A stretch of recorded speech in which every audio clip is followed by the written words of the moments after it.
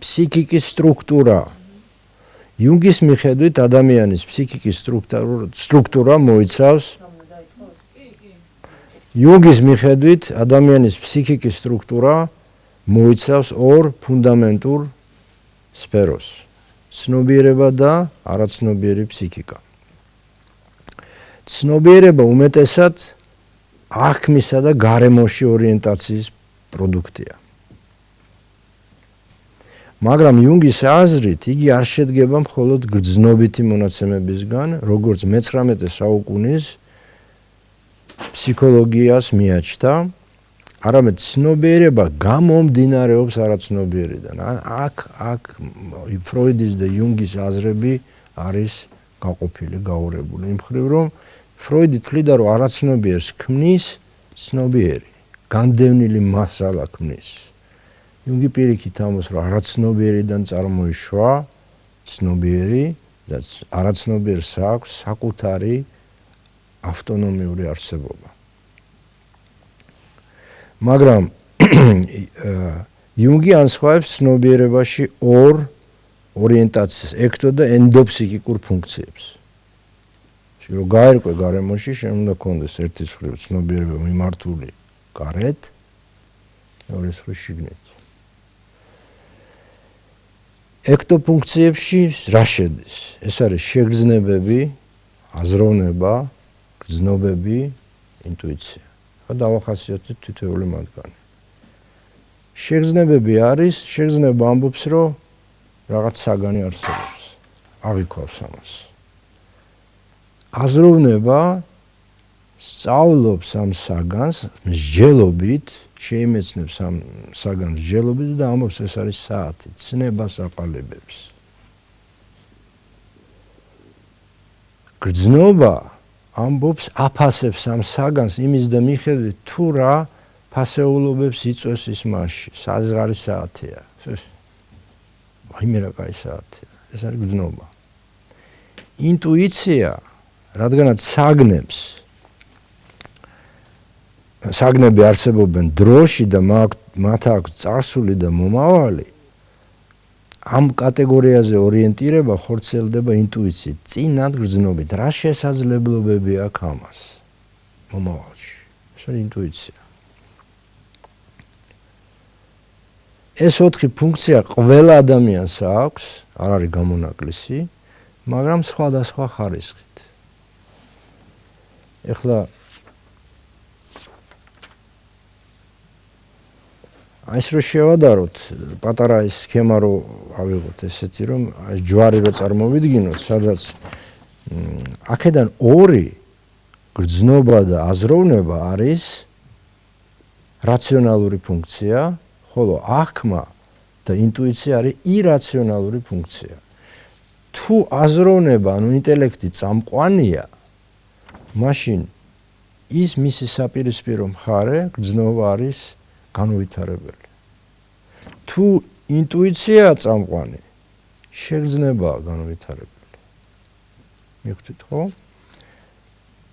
მაგრამ აქ ირაციონალურში ის გულისხმობს არა ანტირაციონალურს, არამედ გულისხმობს რას, რომ ინტუიცია და შეგრძნება რაციოს ფარგლებს გარეთ არის.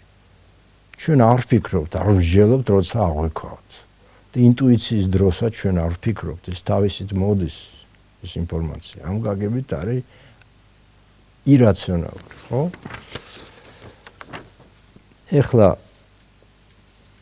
ეს ჩანს მაგალითად იმაში, რომ ხშირად ეს განუვითარებელი ფუნქცია, რომ ძლიერი ინტელექტუალური ტიპის ინდივიდებში გრძნობები გროტესკული სენტიმენტალობის ფორმას ღებულობს. ხოლო გრძნობით ტიპებში ბრიყვი ინტელექტუალური შეხედულებებითა და მსოფლმხედველობით ვლინდება.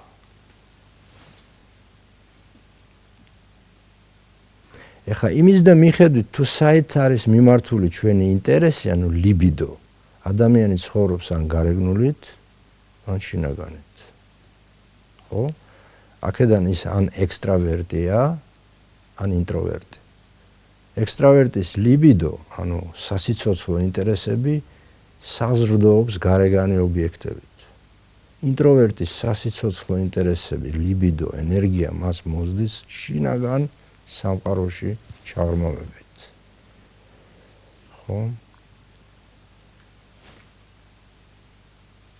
ეხლა ჩვენ თუ აი ამ 4 ფუნქციაზე გავამრავლებთ ექსტრავერტს და ინტროვერტს, გვექნება 8 ფუნქცია.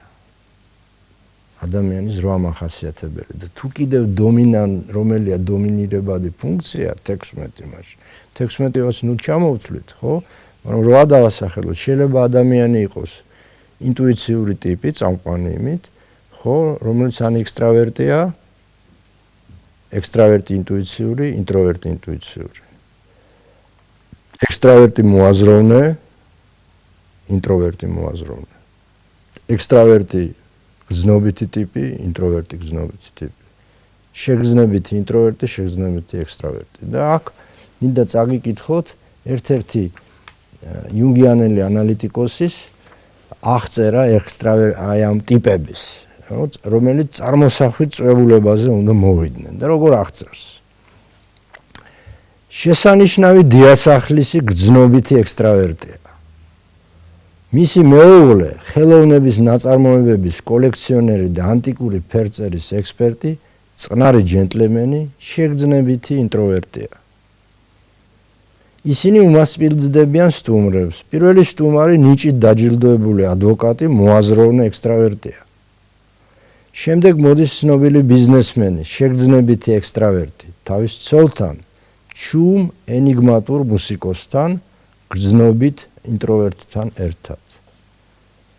მათ მოყვებათ გამოჩენილი მეცნიერი, მოაზროვნე ინტროვერტი, რომელიც ცოლის, მისი ყოფილი მოსამსახურის, გრძნობითი ექსტრავერტის გარეშე მოვიდა. და ცნობილი ინჟინერი, ინტუიტიური ექსტრავერტი მოვიდა. ყველა ამაოდ ელოდებოდა ბოლო სტუმარს, პოეტს, ინტუიციურ ინტროვერტს, რომელსაც საერთოდ დაავიწყდა, რომ მოპატიჟებული იყო. რომ ინტუიციური ინტროვერტი ვერ ერკვევა, გასაღები შეიძლება დარჩეს, ჩაიდანი შეიძლება დარჩეს, წვრილმა იმდენად ჩაღრმავებულია საკუთარ თავში, ხო?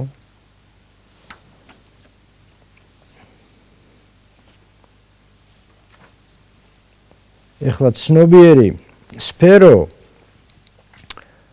ექტოფსიქიკური ფუნქციებით არ შემოიფარგლება. მისი ენდოფსიქიკური მხარე მოიცავს პირველი მეხსიერებას, მეხსიერება გარედან არ მოდის, შიგნიდან არის. შემდეგი მეორე არის სუბიექტური ფენომენები ცნობიერი მოვლენების. მესამე არის აფექტები და ინვაზიები. როდესაც ჩვენს ფსიქიკაში ეს რაღაც მივიდა და უცებ რაღაცა შემოიჭრა. არ ვიცით რატო. მას ინვაზიებს ეძახის, იუნგი, ხო? მეხსიერება ხელს უწყობს არაცნობიერის რეპროდუცირებას, რაც არაცნობიერში, რაც არ გვახსოვს. ეს უცებ მოგვაგონდება, ხო? და ახორციელებს კავშირს ქვეცნობიერთან. აი იმ ფსიქიკურ შინაარსებთან, რომლებიც განდევნილი იყო, ხოლო დანარჩენი 3 წარმოადგენს ეგოს, ანუ ჩვენი მეს კომპლექსს, რომელიც შედგება საკუთარი სხეულის და არსებობის შესახებ ინფორმაციისა და მოგონებების სერიებისგან.